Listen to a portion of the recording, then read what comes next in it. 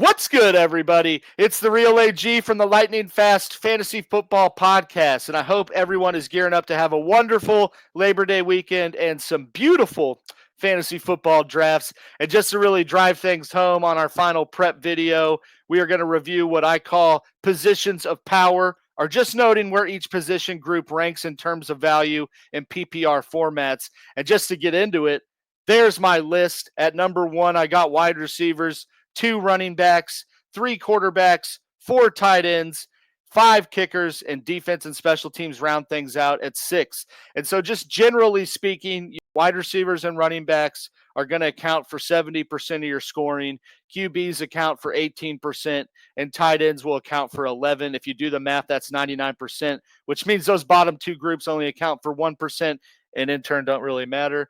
Looking at wide receivers, obviously they're the most valuable in PPR because they get the added points per reception, and that in turn makes the high volume pass catchers extremely productive and who you should be targeting early and often in your draft.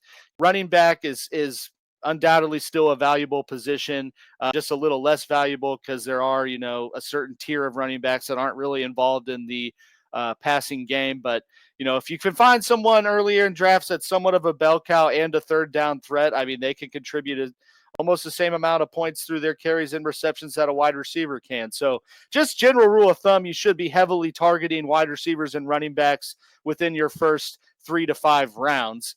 Looking at QB, there's really less of a scarcity across what you can get from a quarterback in later rounds than taking one early. So to me, I'm going to target a QB after round 5 because if you're taking one early, just consider that, you're giving up a highly valuable running back or wide receiver and leaving them on the board, which in turn creates a pretty significant talent gap between the wide receivers and running backs you're going to try to play in your roster starting lineup really week in and week out. So, and then with tight ends, tight ends to me have the lowest value because there's truly a select few that are those fantasy game changers. I mean, there are specific fantasy formats that give premium points to tight ends for that reason.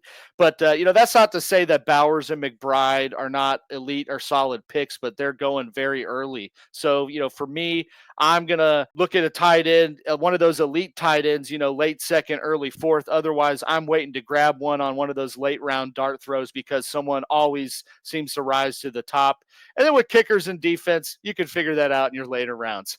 But that wraps up my positions of power, ladies and gentlemen. As always, like the video, comment down below, and subscribe to the channel.